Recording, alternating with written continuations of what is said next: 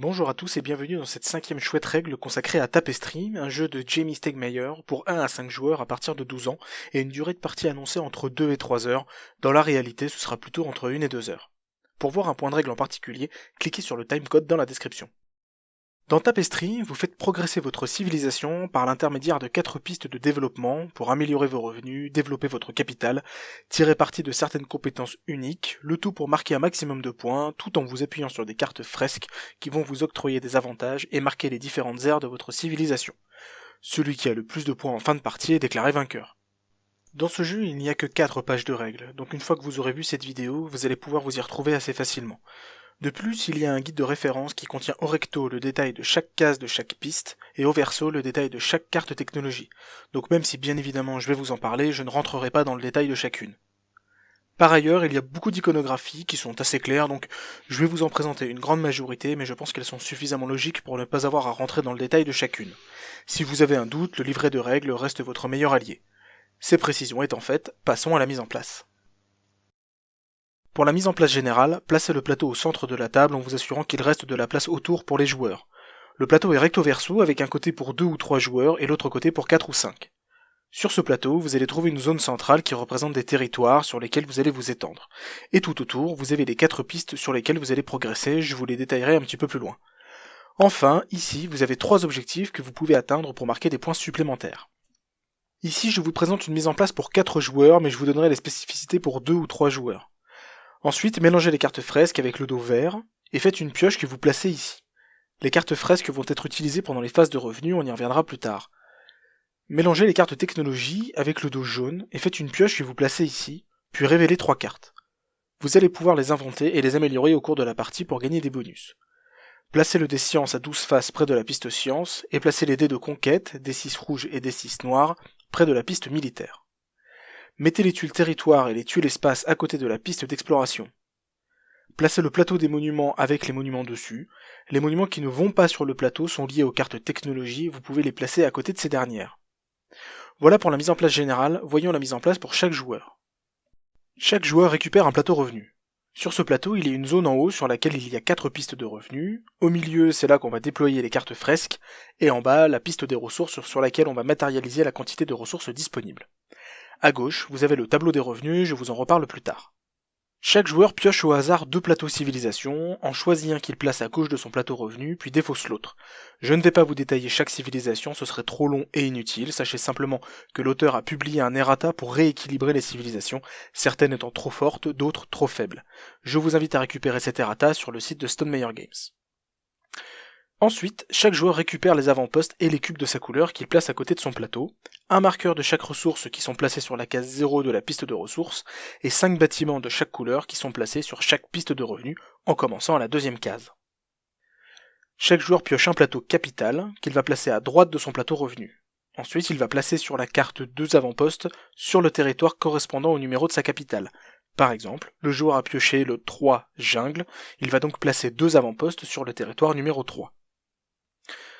Enfin, chaque joueur place un cube au début de chaque piste de développement, puis un cube sur la piste de score. On détermine un premier joueur, et la partie va pouvoir commencer. Lors de son tour, un joueur va avoir le choix entre 2 actions possibles, faire une phase de revenu ou avancer un cube sur une piste de développement. Puis on passera au joueur suivant qui aura le même choix, et ainsi de suite jusqu'à ce que tous les joueurs aient fait 5 phases de revenu, on pourra alors compter les points et déclarer un vainqueur. Voyons en détail ces 2 actions. Pour la phase de revenu, le tableau sur le plateau revenu indique quelles étapes s'appliquent selon les tours de revenu 1 à 5. La première étape, qui se fait aux revenus 2, 3, 4 et 5, consiste à appliquer les capacités de votre civilisation s'il y en a, ce qui n'est pas toujours le cas. Quand une civilisation a une capacité en début de tour de revenu, c'est généralement indiqué en rouge ici. Par exemple, le joueur qui est les artistes va avancer un cube d'une case en suivant un chemin et gagner le bonus correspondant. La deuxième étape, qui se fait aux revenus 2, 3 et 4, consiste à placer sur son plateau de revenus sur la première case libre une carte fresque qui va correspondre à une nouvelle ère de votre civilisation. La première case est considérée comme occupée, on a tous commencé par découvrir le feu. Il y a 3 types de cartes fresques. Les cartes de type pause, l'effet de la carte est résolu immédiatement et intégralement. Les cartes de type 7R, l'effet de cette carte est valable pour toute l'ère à venir, c'est-à-dire jusqu'à la prochaine phase de revenu, lorsqu'une nouvelle carte fresque sera posée à côté. Son effet peut prendre fin au milieu d'une ère si, par une action spéciale, elle serait recouverte par une autre carte fresque. Les cartes embuscades, ce sont des cartes un peu spéciales. Ce sont les seules cartes que vous pouvez jouer en dehors d'une phase de revenu, pendant que vous subissez une attaque. Je détaillerai tout à l'heure son effet sur les attaques, mais si vous la jouez en carte fresque pendant le revenu, elle a un effet de pause et vous marquez 10 points de victoire. Si par le plus grand des hasards vous n'avez pas de carte fresque à poser sur votre plateau de revenus, vous allez alors placer face cachée la première carte fresque de la pile, ceci pour symboliser que vous entrez dans une nouvelle ère, mais vous ne bénéficiez d'aucun bonus de carte. Par ailleurs, si vous êtes le premier de vos voisins à entrer dans une nouvelle ère en faisant ce revenu, vous gagnez les ressources indiquées sur la case que vous venez de couvrir par la carte fresque. La troisième étape, qui ne se fait qu'au revenu 2, 3, 4 et 5, contient deux actions. Améliorer une technologie, vous allez pouvoir faire monter une technologie d'un cran et gagner le bénéfice correspondant, je reviendrai un peu plus loin en détail sur les technologies. La deuxième action sera de gagner les points de victoire de toutes les icônes visibles sur vos pistes de revenus. Dans cet exemple, mes pistes de revenus en sont à ce stade, je vais donc marquer 1 point par carte technologie, des points en fonction de ma capitale mais j'en parle après, 4 points de victoire ici, et autant de points de victoire que de territoires que je contrôle. Enfin, la quatrième étape qui se fait au revenu 1, 2, 3 et 4 consiste à récupérer le revenu de toutes les icônes visibles de ressources, tuiles territoires et cartes fresques sur vos pistes de revenus. Vous ne pouvez avoir qu'un maximum de 8 de chaque ressource. Dans cet exemple, je gagne 2 ressources de chaque type, une tuile territoire et une carte fresque. Vous l'avez compris, chaque étape ne se réalise pas forcément à chaque revenu, donc il faudra bien vous référer à la colonne de gauche du tableau des revenus. Voyons maintenant la deuxième action possible, avancer un cube sur une piste de développement. La plupart des tours dans Tapisserie seront consacrés à avancer sur une piste de développement. Pour avancer, suivez ces étapes dans l'ordre. Payez au coût de la case sur laquelle vous allez. Chaque piste est divisée en 4 niveaux, chaque niveau ayant un coût pour avancer sur l'une de ces cases. Avancez votre cube d'une case, puis gagnez immédiatement le bénéfice, c'est obligatoire. Enfin, si disponible, vous pouvez payer pour gagner une fois le bonus qui se trouve dans l'encadré. Par exemple, je paye une ressource de mon choix pour poser un bâtiment rouge dans ma capitale. Si vous êtes le premier à avancer votre cube sur une case qui contient un monument, vous devez prendre ce monument dans la réserve et le placer dans votre capitale, selon les règles que j'expliquerai plus loin sur la capitale, les bâtiments et monuments. Pour le premier tour, chaque joueur est obligé de faire une phase de revenus, et si on regarde bien le tableau des revenus, on ne va appliquer que la dernière étape. Si vous récupérez les errata des peuples, vous verrez qu'il y a des modifications à apporter selon la civilisation choisie, mais grosso modo, chaque joueur va prendre une ressource de chaque type, une tuile territoire et une carte fresque. Quelques généralités valables sur les 4 pistes de développement. On l'a vu, elles sont toutes divisées en 4 niveaux, et chaque niveau a un coût à payer pour avancer sur leur case. Quand il y a l'icône d'un bâtiment, cela veut dire que vous devez prendre le bâtiment de la couleur correspondante le plus à gauche sur le plateau individuel, et aller le placer dans la capitale selon les règles que j'explique un peu plus loin. Toutes les icônes entourées de lauriers sont des points de victoire à marquer immédiatement. Cette icône-là veut dire que vous devez piocher une carte fresque et l'ajouter à votre main. Voyons maintenant les spécificités de chacune d'elles. Comme son nom l'indique, avec la piste technologie, vous allez pouvoir, entre autres, inventer et améliorer des technologies. Lorsque vous voyez cette icône, vous allez prendre une carte technologie, choisie soit parmi les 3 visibles, soit la première de la pioche, pour la mettre à droite de votre capitale, en bas, au niveau de la croix. Il n'y a pas de limite au nombre de technologies que vous pouvez avoir, et elle n'apporte pas de bénéfice immédiat.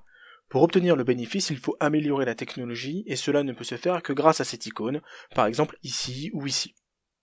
Pour améliorer, choisissez une carte de la ligne du bas ou du milieu et montez-la à la ligne supérieure. Les cartes sur la ligne du haut ne peuvent plus être améliorées. Le bénéfice gagné lorsqu'une carte est améliorée vers la ligne du milieu apparaît dans le cercle. Le bénéfice gagné lorsqu'une carte est améliorée vers la ligne du haut apparaît dans le carré. Attention toutefois, pour améliorer vers la ligne du haut, vous ou un de vos voisins doit remplir la condition sur la carte. Par exemple, pour l'ampoule, il faut que vous ou l'un de vos voisins soit au niveau 2 de la piste militaire. Pour la bibliothèque, il faut avoir libéré la case écriture de sa piste de revenus maison. Voilà pour les technologies, je rappelle que le jeu contient un guide de référence qui présente toutes les cartes technologies et leurs bonus. La piste exploration va vous permettre de vous étendre sur le territoire. Pour s'étendre, il faut avoir des tuiles à déployer, et c'est cette icône qui va vous permettre d'en piocher. Une tuile par icône, donc pour la première case de la piste exploration, on pioche 2 tuiles. Ensuite, cette icône vous permet de faire l'action exploration. Vous choisissez une tuile parmi celles que vous avez en main, et vous allez la placer sur un hexagone non exploré adjacent à un territoire que vous contrôlez.